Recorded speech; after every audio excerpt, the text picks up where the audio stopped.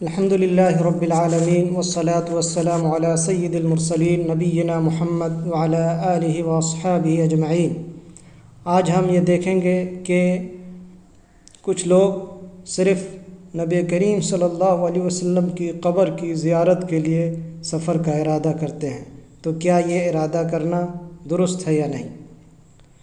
یعنی قبر اطہر کی زیارت کی نیت سے سفر کرنا کیا درست ہے یا نہیں؟ لہذا اس سلسلے میں یہ بات معلوم ہونی چاہیے کہ صرف اللہ کے رسول صلی اللہ علیہ وسلم کی قبر کی زیارت کی نیت سے سفر کرنا یہ جائز نہیں ہے۔ البتہ مسجد نبوی میں نماز ادا کرنے کی غرض سے مدینہ منورہ کا سفر کرنا جائز ہے، اس لیے کہ مسجد نبوی ان 3 مقدس مسجدوں میں سے ایک ہے جن کے لیے سفر کرنے کی اجازت ہے، اور مسجد حرام کو چھوڑ کر مسجد نبوی میں ایک نماز کا ثواب دیگر تمام مسجدوں میں ادا کی جانے والی 1000 نمازوں کے برابر ہے۔ ان 3 مسجدوں یعنی مسجد حرام، مسجد نبوی اور مسجد اقصیٰ کے علاوہ کسی دوسری مسجد کی طرف بنیت ثواب سفر کی اجازت نہیں۔ چنانچہ اس ممانعت میں پورا خطہ ارض اور تمام قبریں داخل ہیں، لہذا ان جگہوں اور قبروں کے پاس نماز پڑھنے، برکت حاصل کرنے یا عبادت کی غرض سے سفر درست نہیں ہے۔ چنانچہ یہ بات معلوم ہو گئی کہ صرف روضہ رسول کی زیارت کے ارادے سے مدینہ کا سفر کرنا درست نہیں ہے۔ البتہ یہاں اس سلسلے میں یہ بات یاد رکھنی چاہیے کہ اگر کوئی شخص حج پہ جاتا ہے یا عمرہ پہ جاتا ہے یا مسجد نبوی میں نماز پڑھنے کا ثواب حاصل کرنے کے لیے جاتا ہے، تو پھر اس وقت اگر اس کو موقع ملے تو یقیناً روضہ رسول پر حاضری دے اور وہاں اللہ کے رسول صلی اللہ علیہ وسلم اور آپ کے دونوں ساتھیوں پر حضرت عمر اور حضرت ابو بکر رضی اللہ عنہما پر سلام بھیجے۔ یہ جائز ہے اور یہ مطلوب ہے، مگر کوئی آدمی بار بار اس چیز کو اگر کرنا چاہے، بار بار اللہ کے رسول کی قبر کی زیارت کو اپنا شیوا بنا لے، تو یہ یقیناً حدیث کے لحاظ سے صحیح نہیں ہے۔ چنانچہ یہ چیز جو بار بار یعنی کہ اللہ کے رسول کی قبر کی زیارت کی عادت بناتا ہے، تو گویا وہ اس کو عید بنا لیا۔ عید کا مطلب یہ ہوتا ہے کہ جو چیز بار بار آئے، اسی طرح بار بار قبر کی زیارت بھی عید بنانے میں داخل ہوگا۔ اللہ کے رسول صلی اللہ علیہ وسلم نے ارشاد فرمایا، سنن نبی داؤد کی روایت ہے،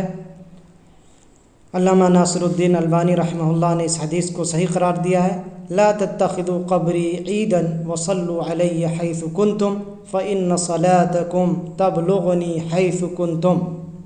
میری قبر کو عید نہ بناؤ اور جہاں بھی تم رہو مجھ پر درود و سلام بھیجو، تم جہاں کہیں بھی ہوگے تمہارا درود و سلام مجھ تک پہنچ جائے گا۔ اس حدیث سے یہ معلوم ہوا کہ قبر کو عید بنانے سے اللہ کے رسول صلی اللہ علیہ وسلم نے منع کیا گیا۔ اس کا مطلب یہ ہے کہ بار بار اللہ کے رسول کی قبر کی زیارت کا ارادہ نہ کیا جائے، ورنہ یہ اس حدیث کی ممانعت میں اس حدیث کی ممانعت میں داخل ہو جائیں گے۔ اسی طرح اس حدیث میں اس بات کا بھی علم ہوا کہ آدمی کہیں سے بھی اللہ کے رسول صلی اللہ علیہ وسلم پر درود بھیجتا ہے تو وہ درود و سلام اللہ کے رسول صلی اللہ علیہ وسلم تک پہنچائی جاتی ہے۔ تو گویا دور سے اور نزدیک سے درود بھیجنے میں کوئی فرق نہیں ہے۔ بہت سے لوگ ایسے ہوتے ہیں جو دور سے درود بھیجنے کو کمتر سمجھتے ہیں، اور میں نے دیکھا کہ جب میں وہاں پہ تھا مدینہ کے اندر اور قبہ رسول کے سامنے جب میری ڈیوٹی لگی رہتی تھی، تو میں نے بہت سے لوگوں کو نوٹ کیا کہ وہ لوگ خط لکھوا کے لاتے تھے اپنے خیش و اقارب کا، جس میں درود و سلام ہوتا تھا، اور وہ پڑھ کر وہاں پہ اللہ کے رسول صلی اللہ علیہ وسلم نیابتاً درود بھیجتے تھے۔ بعض لوگ ایسے تھے جو موبائل آن کر کے کہتے تھے کہ میں قبر رسول کے پاس کھڑا ہوں اور تم درود و سلام بھیجو۔ میرے بھائیو، اس سب کی کوئی ضرورت نہیں ہے۔ جب اللہ تبارک و تعالیٰ نے اس کا انتظام کر دیا ہے کہ آپ جہاں سے بھی درود بھیجیں گے فرشتے ان کو پہنچاتے ہیں، تو بھلا آپ کا موبائل فرشتوں سے زیادہ افضل ہو گیا؟ کیا آپ کو اللہ کے اس انتظام پہ بھروسہ نہیں ہے؟ اللہ کے رسول صلی اللہ علیہ وسلم کا ارشاد ہے، مسند احمد کی اور سنن ابی داؤد میں یہ روایت آئی ہے، علامہ البانی نے اس حدیث کو حسن قرار دیا ہے، ما من مسلم یسلم علی الا رد اللہ علی روحی حتی ارد علیہ السلام، یعنی جب کوئی مسلمان مجھ پر سلام بھیجتا ہے تو اللہ عز و جل میری روح کو واپس بھیجتا ہے تاکہ میں اس کے سلام کا جواب دے سکوں، خواہ وہ مسلمان دور ہو یا قریب، یہ تمام لوگوں کے لیے یہ حکم ہے۔ البتہ جو احادیث نبی کی زیارت قبر کی فضیلت میں بیان کی جاتی ہیں وہ سب کی سب یا تو ضعیف ہیں یا من گھڑت ہیں۔ چند موضوع اور من گھڑت احادیثوں کو ہم یہاں پہ ملاحظہ کریں گے تاکہ لوگوں کو پتہ چلے کہ ایسی بہت سی احادیث لوگوں میں پھیلائی جاتی ہیں جن کی کوئی اصل نہیں ہے، جو جھوٹ پر مبنی ہے، جو جھوٹی حدیثیں، من گھڑت حدیثیں ہیں، ان احادیثوں کی وجہ سے ہمیں اپنے دین و ایمان کو برباد نہیں کرنا چاہیے۔ ایک موضوع حدیث ملاحظہ فرمائے، جس نے میرے مرنے کے بعد میری زیارت کی تو گویا اس نے میری زندگی میں میری زیارت کی، یہ موضوع حدیث ہے۔ اگر یہ حدیث آپ کی نظر سے گزرے تو آپ سمجھ لیں کہ یہ موضوع حدیث ہے۔ دوسری موضوع حدیث یوں ہے کہ جس نے میری قبر کی زیارت کی یا جس نے میری زیارت کی، میں اس کے لیے سفارش کرنے والا، گواہی دینے والا بنوں گا، یہ موضوع حدیث ہے۔ گویا کہ یہ سمجھنا کہ قبر کی زیارت سے کسی کے لیے سفارش واجب ہو جائے گی، یہ سب جو ہے غلط چیزیں ہیں۔ تیسری موضوع حدیث یوں بیان کی جاتی ہے، جس نے میری قبر کی زیارت کی اس کے حق میں میری سفارش واجب ہو گئی۔ یہ تینوں حدیثیں جو عام طور پہ بیان کی جاتی ہے یہ من گھڑت ہے۔ چوتھی حدیث جو من گھڑت ہے، موضوع ہے اور لوگوں میں پائی جاتی ہے کہ جس کسی نے حج کیا اور میری زیارت نہ کی تو اس نے مجھ پر زیادتی کی، یہ حدیث بھی من گھڑت ہے۔ ان تمام احادیث پہ محدثین نے کلام کیا ہے اور بتایا ہے کہ ان تمام احادیث کی کوئی بنیاد نہیں ہے، باطل ہے، جھوٹ ہے، من گھڑت ہے، یہ اللہ کے رسول صلی اللہ علیہ وسلم کے فرامین میں سے نہیں ہے۔ لہذا ان احادیث پہ ہم اپنا ایمان نہ رکھیں، ان سے دور رہیں، لوگوں کو بتائیں کہ یہ احادیث صحیح نہیں ہے۔ آخر میں یہ بات کہنا چاہوں گا کہ ہماری گفتگو سے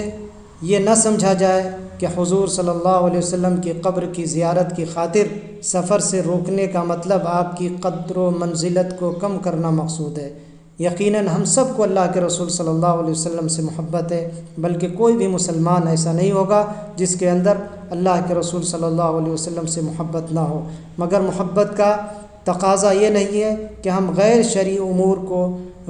امور میں عقیدہ رکھیں، ہم غیر شرعی امور کو اختیار کریں، بلکہ محبت کا تقاضا یہ ہے کہ ہم اللہ کے رسول صلی اللہ علیہ وسلم کی صحیح اتباع کریں، ان کے بتائے ہوئے طریقے کو اختیار کریں، اور ان کا بتایا ہوا طریقہ یہ ہے کہ ہم زیادہ ان کی قبروں کی زیارت کی نیت سے بالکل ارادہ نہ کریں، ہم روضہ رسول کی نیت کے ارادے سے سفر نہ کریں، یہ حدیث سے ثابت ہے۔ اسی طرح ہم بار بار اللہ کے رسول کی قبر کی زیارت نہ کریں کیونکہ یہ عید بنانے میں شامل ہوگا۔ تو ان دونوں باتوں کا خیال رکھیں کہ صرف روضہ رسول کی زیارت کی نیت سے سفر کرنا یہ حدیث سے ممنوع ہے، اسی طرح بار بار نبی کی قبر کی زیارت کرنا یہ بھی جو ہے غلط ہے۔ تیسری چیز جو ہمیں معلوم ہوئی وہ یہ ہے کہ دور و نزدیک سے جہاں سے بھی ہم اللہ کے رسول صلی اللہ علیہ وسلم درود و سلام بھیجیں گے وہ یقیناً فرشتوں کے ذریعے اللہ کے رسول صلی اللہ علیہ وسلم کو پہنچائی جاتی ہے، ہمیں اس پر یقین ہونا چاہیے۔ جو لوگ یہ کرتے ہیں کہ وہاں جا کر اپنے دور والے رشتہ دار یا ساتھیوں کا درود وہاں پہنچاتے ہیں تو یقیناً یہ غلط طریقہ ہے، اس سے بچنا چاہیے۔ اللہ سے دعا ہے کہ اللہ تبارک و تعالیٰ صحیح سنت پر عمل کرنے کی توفیق عطا فرمائے، موضوع اور من گھڑت احادیث کو اپنے درمیان سے اپنے درمیان سے ختم کرنے کی توفیق عطا فرمائے، ان سب پہ ہمارا کوئی عقیدہ نہ ہو اس کی توفیق عطا فرمائے۔